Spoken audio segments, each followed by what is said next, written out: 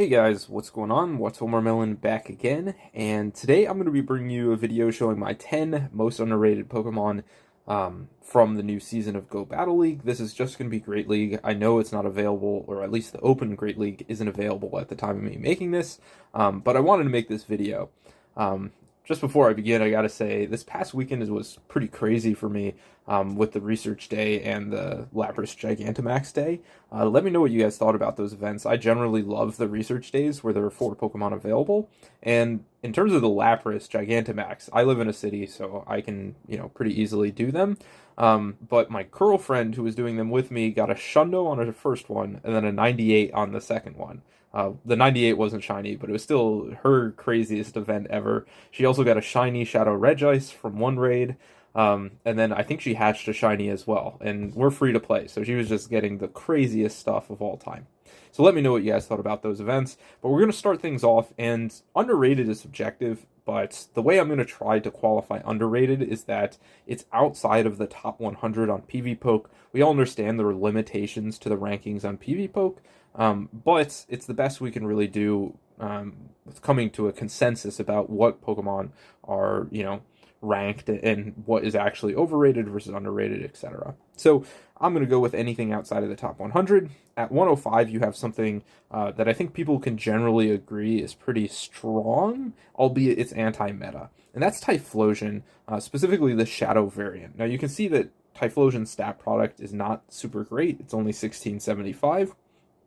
But it's very good because it beats Shadow Feraligatr, because it paces, has identical pacing to Thunder Punch, which completely destroys Shadow Feraligatr, as Feraligatr does to Hydro Cannon, and also it will win CMP. So, in those even energy scenarios, Typhlosion destroys Shadow Feraligatr. It's also good into Talonflame, which is important, and it does well into things like Clodsire as well. There are very few things that beat both Shadow Feraligatr and Clodsire, and it also beats some of those other Pokemon that are super tanky, like Mandibuzz. It does struggle against Mud Slappers, which, what are you going to do? They're just too good. And things like Dunsparce, but generically I like it because it has a lot of fast move pressure. You'll see that it has more Peko as one of its big losses, but with the fast move pressure from the Shadow variant of Typhlosion, I don't think it's as bad as they're making it seem. And the Thunder Punches will add up over time, and things like Azumarill as well. I don't think it's as comfortable as some of these PvPoke rankings make it suggest. And so I think that Shadow Typhlosion is a really nice addition. You do have to build your team around it because it's so frail, but I do think it's quite nice.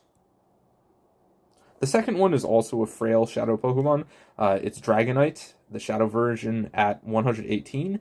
I really like Dragonite because I think that fast move pressure is very useful in the current meta.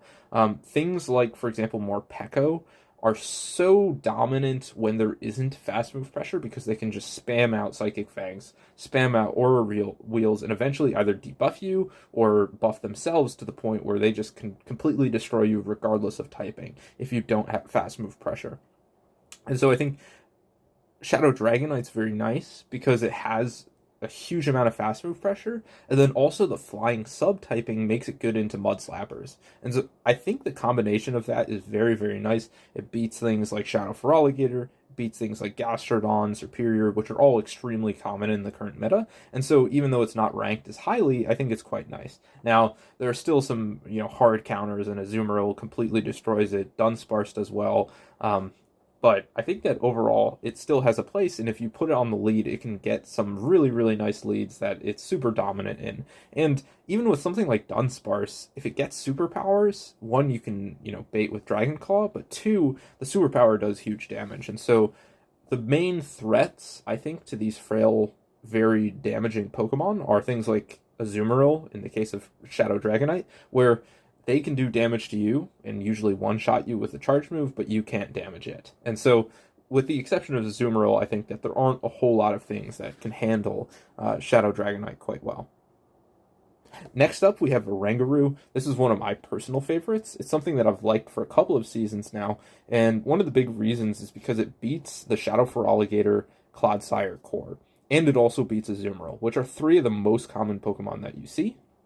And you could switch Oranguru into Shadow Feraligatr, so even if it's up energy, it has a nice stat product of 2,000 or so, and so it will tank the Shadow Hydro Cannon, and then still be able to do consistent fast move pressure with Confusion, and then it always threatens the one shot with Trailblaze. And then into Azumarill, you just have this war of attrition where you're boosting yourself. It has super effective Trailblaze, and so it's not comfortable for Azumarill. And then Clodsire, you're just boosting yourself and doing super effective confusions. It does very well in that scenario. And now, with the addition of fighters, I think it's even stronger. Things like Annihilate, as you can see here, things like Primeape, it forces them to go for close combats to try and damage you significantly, and you're just constantly putting out these confusions that those Pokemon hate to see because they're generally pretty frail, and confusion does a lot, especially when it's stab on Oranguru. And so I love Oranguru for those reasons. The reason I think it's not as good, it's not top meta, for example, is because if you swap Oranguru in blind, there are a ton of Pokemon that just completely destroy it, such as Mandibuzz, Malamar, and Shadow Drapion. So there are things in the meta that can handle it quite nicely, but even in those cases, if it's not Mandibuzz, you can still put out a little bit of damage. Malamar as well, it's not good, but overall I really like Oranguru, and it's a nice core breaker for a lot of teams. Next up we have Bibarel, which is one that got a huge buff with Rollout as a fast move this past season. It's one you've probably seen. It's not super unpopular.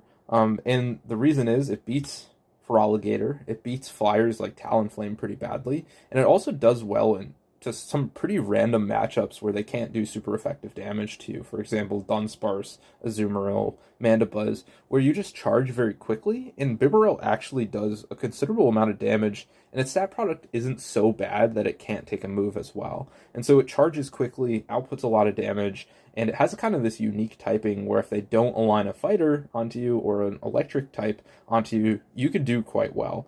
And that's sort of the big threat, is that they, end up aligning something like a Primeape or Annihilate onto you, and you're in this bad situation where you don't have fast move pressure, and in the case of Annihilate, they just, farm you down basically. You're forced to throw Surfs. And then in the case of Primeape, they can outpace you and just one-shot you with close combat. So it's a little bit dangerous in those respects. And then obviously you can see Superior completely destroys it as well.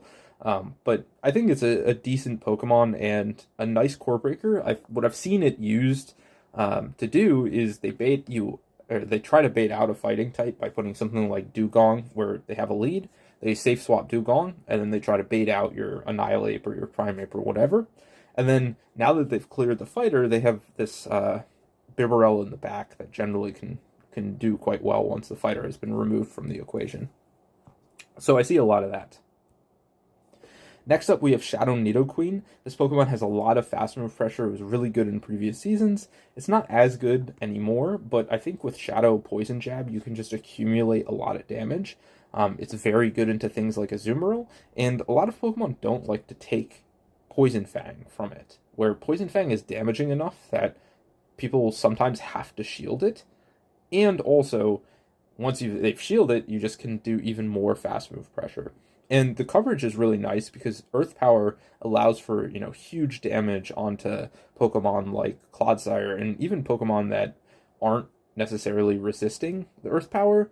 If you don't resist it, it does a lot of damage from Shadow Nidoqueen, and you don't have terrible pacing. So I think it's nice and consistent. It really does well into Azumarill. And the hardest counter you can see here is Clodsire, but again, as I said before, you're playing this guessing game where you can pace to this Earth Power, and if you bait, you can get a shield and debuff them, or if they no-shield your Earth Power, you do huge damage, and it's not as bad. As I said before, the real threatening matchups are the ones where you just can't do any damage to the other Pokemon, and there really aren't any of those matchups for Shadow Nidoqueen. And as I said, in that case, if you have a good stat product, there's a lot of room for you to be used. Next up, we have Shadow Arcanine. Fire Fang got a buff, and Wild Charge Psychic Fangs is just kind of this really frustrating combination of moves where it's similar to Morpeko, basically, just now with Wild Charge instead of Aura Wheel. I think that Morpeko is better. It does similar things to Arcanine, but the Fire Fang has pretty good fast move pressure. And so even though you're not charging as fast, if you can trade that for something that has a lot more fast move pressure and so is a bit more threatening and can beat things like Superior, things like Jump Fluff, it's quite nice. And so I like it a lot. It doesn't have any matchups that completely wall it. And so if this thing has energy and you have a shield advantage, it can do really, really well. Next up, we've got Forretress. This is one you've probably seen quite a bit of. It does surprisingly well into a bunch of random matchups, and because it has that Earthquake coverage, it's kind of threatening. I know the recommended moveset is Mirror Shot. I think everyone's running Rock Tomb right now, which allows you, if they do happen to have a Talonflame or something like that, it basically forces them to shield, and also you have a nice consistent debuff move. So Forretress is really good. A lot of times it's good where you can soft lose matchups and debuff the opponent, which is really nice if you want to get energy on something else. And so you don't end up shielding, you just tank a lot of move, you debuff the Pokemon that you're switching into, and it allows something else to clean up that Pokemon and then get a ton of energy and spiral the game. And so it's perfect at sort of soft losing, which is, it reminds me a lot of Goodra, where Goodra doesn't, it can win matchups for sure, but you can often swap it in, soft lose a matchup, do a good amount of fast move damage, and also hit with an Aqua Tail or a Thunder Punch, and get it into sort of the orange where they can't farm you down and you could farm them down. And so they have to choose to either give up switch or allow for a huge farm down onto a Pokemon that really wants that energy. And so for that reason, I think that Forretress is really good because it does that same sort of it has that same approach. Next up is Barbaracle. This is kind of just a fun one that I like running because I have a shiny that I've built for PvP. It's not crazy good, but it has Mud Slap, which is obviously one of the best fast moves in the game. Its stab product is decent at 1850, and then it has Cross Chop, which is a great bait move, and fighting bait moves are really, really good right now. It allows you to one-shot a Alolan Sandslash, which is everywhere. It allows you to really do damage into Dugong. And the Mud Slap allows you to work against things like Shadow Drapion, which you see safe swapped a lot. And then with the rock subtyping, you're resisting the poison stings. And so I think it has a lot of play. And also it has that sort of nuke move in Stone Edge where if you can land a Stone Edge, it will do huge damage to basically anything. And so it's definitely not a meta pick or something that you're going to see a lot, but it's something that I think is a little bit better than 287. Next up, we have Claydol. This is another one. This one has a really nice stat product, actually. It has a 2150 stat product with Mud Slap that is now Stab. And so it's a bit surprising that Claydol doesn't do better. But I think it has to do with its typing and the fact that it just doesn't have a good, consistent bait move. Right now, the recommended moveset is Ice Beam Shadow Ball, and so it will take a bit to build up to either of those moves. I think it has some play, but as you can see, things like Galarian Corosala just eat it for lunch. And so it's not perfect, but I do like it a lot. It's a Mud Slapper with an incredible stat product. And kind of these interesting coverage moves that I think you could put into a pretty decent team if you build around it. And then finally, the last thing I'm going to recommend is Shadow Pidgeot, which I've been using a lot. It's kind of funny. This Pokemon's really good if you can bait out things like Dunsparce or, something that has significant bulk and Rock-type fast moves. It's really good because if you can get it onto Annihilape, Primeape, Superior, things like that, it just does a huge amount of damage with the Shadow Gusts. And I typically run Aerial Ace and Feather Dance.